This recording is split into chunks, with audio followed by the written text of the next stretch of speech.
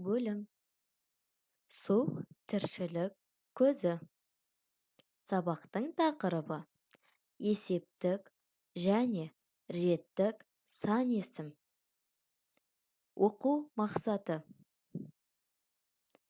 Мәтін мазмұны бойынша пікір білдіруге бағытталған сұрақтар құрастырады және жауап береді.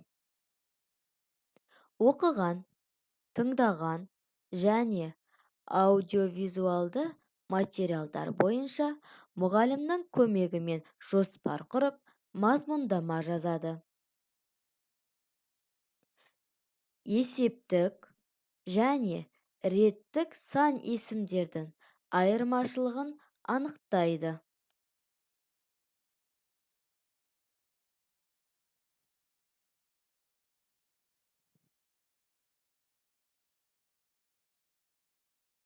Балалар, сан есім дегеніміз не? Есептік және реттік сан есім дегеніміз не?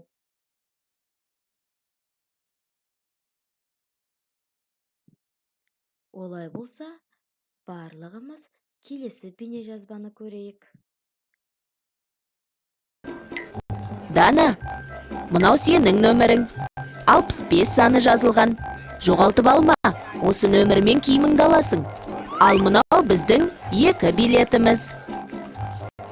7-ші қатардың 23-ші, 24-ші орындарына отырамыз. 11-ге 15 минут қалыпты. Әлі уақытымыз бар.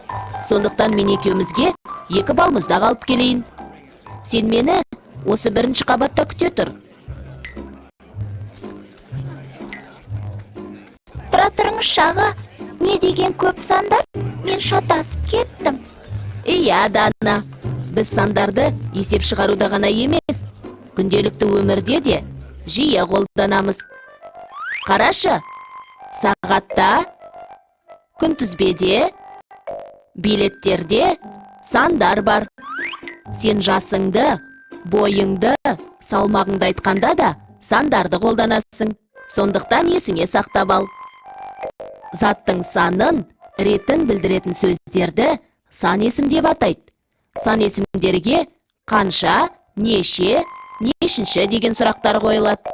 Сан есімдер есептік сан есім және реттік сан есім болып 2-ге бөлінеді. Есептік сан есім заттың нақты санын білдіреді. Қанша, неше деген сұрақтарға жауап береді. Мысалы, 2 билет, 2 балмұздақ. Ал реттік сан есім заттардың саналу ретін білдіреді де, нешінші деген сұраққа жауап береді.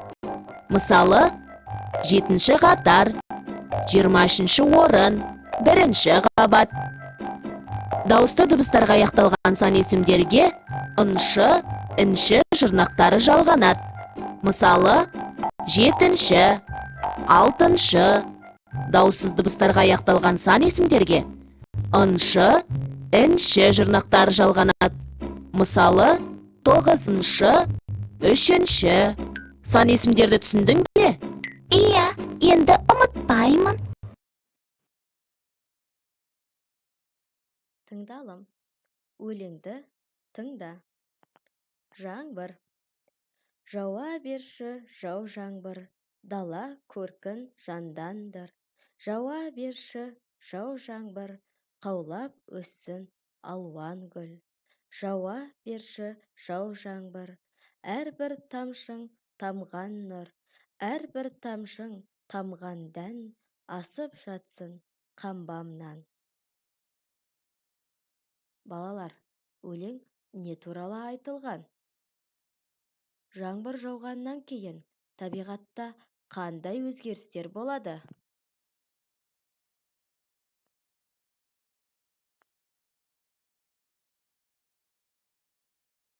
Жазылым.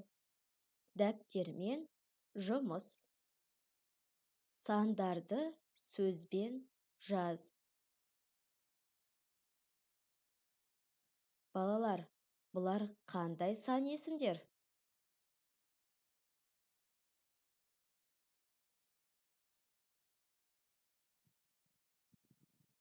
Нешінші сұрағына жауап беретін сөздерді қатыстырып сөйлемдер құра.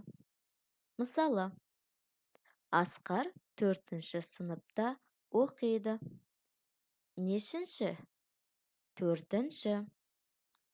Әрі қарай сөйлемдер құрастырып жазамыз.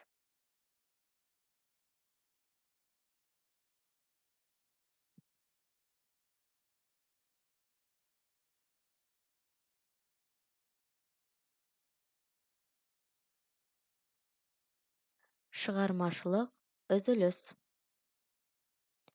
Бос көзге тиісті әріптерді қойып, жасырынған сөзді тап. Сол сөз неше әріптен тұрғанын айт. Балалар, тапсырманы әрі қарай жалғастырамыз.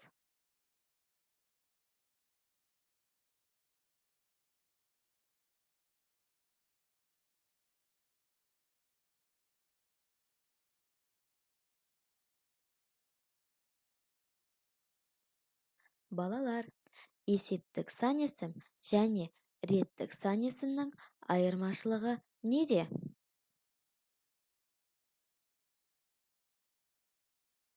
Тапсырма.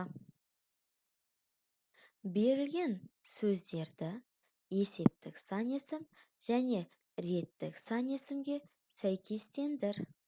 Мысалы, 5 есептік сан есім, 7-ші реттік сан есім. Тапсырманы әрі қарай жалғастырып орындаңдар.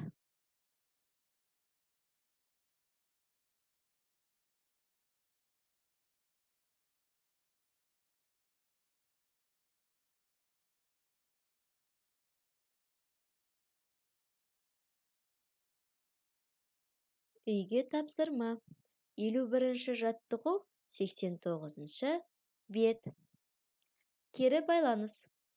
Мен сабақты жақсы түсіндім. Көңілді болды.